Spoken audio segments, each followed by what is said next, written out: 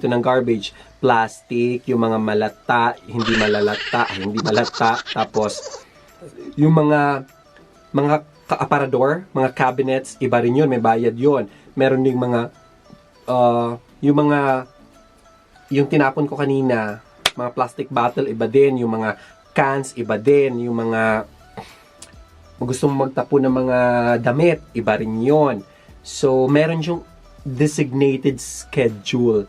At syempre, at ibang mga dito, mga malls, mga supermarket, mga shops, meron silang mga proper disposal of garbage. Parang yung meron silang disposal of garbage millet ganon. At syempre, Ever City, kaya super super linis po talaga ng Japan. So, pag hindi ka makatapon ng basura, mag-aantay ka uli. Ganon ang drama dito, Dai. Ayan, perfect na perfect ang recycle station dito, Dai. First time kong nakita ito actually. Kasi kalimitan sa nakikita ko is yun lang mga nakasegregate. Pero ito, perfect na perfect talaga, Dai. Sana ganyan tayo, Dai. Magtapon ng basura. Ganon.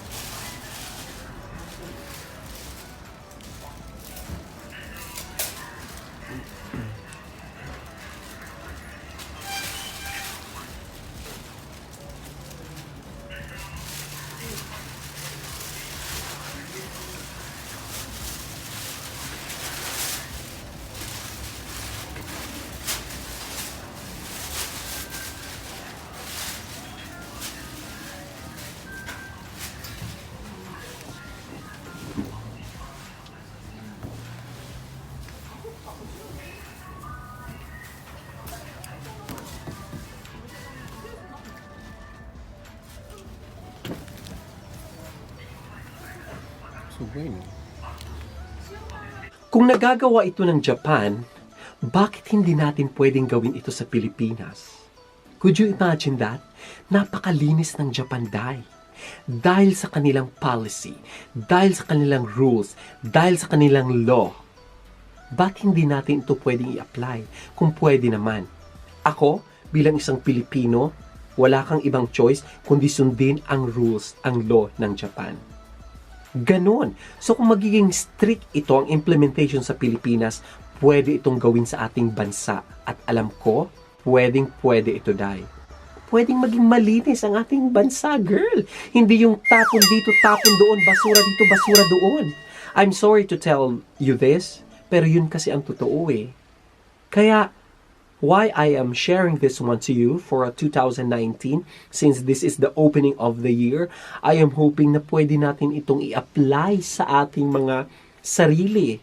Why not? We will start sa barangay. So sa mga barangay levels, pwede natin itong i-apply if hindi pa pwede itong gawin sa buong Pilipinas. Why not in our own barangay? Diba meron tayong proper proper garbage disposal, in which from our purok and then to barangay level, to sitio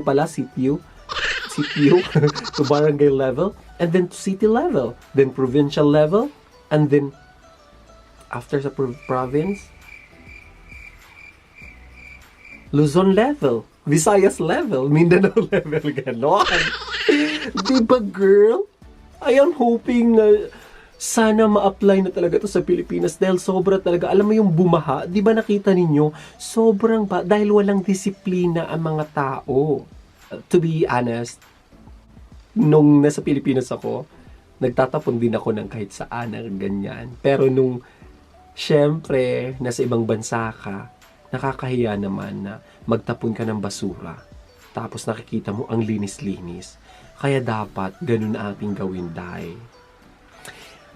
I am hoping na itong video na to hindi kayo ma-offend dahil sa aking shinare. I'm hoping na this is our guidance, our motivation, our inspiration sa pagganap, sa paggawa ng clean and green Philippines. Clean and green Davao. Clean and green Cebu. Clean and green Manila. Ganon! Ayan, nakita na po natin ang proper garbage disposal dito sa Japan. I'm hoping na mai-apply natin ito sa ating mga sarili. At I'm hoping na this vlog can help us para ma-motivate ang ating mga buhay. Again, maraming salamat for watching. This is Miko Poge. Pakpak Japan! Ayan, maraming salamat for watching and please don't forget to subscribe. At kung gusto mong maging updated sa aking bagong uploads, click the notification bell para ma-notify ka, baby. Follow me on my Instagram, Facebook, and Twitter at Miko Poge. Pakpak Japan!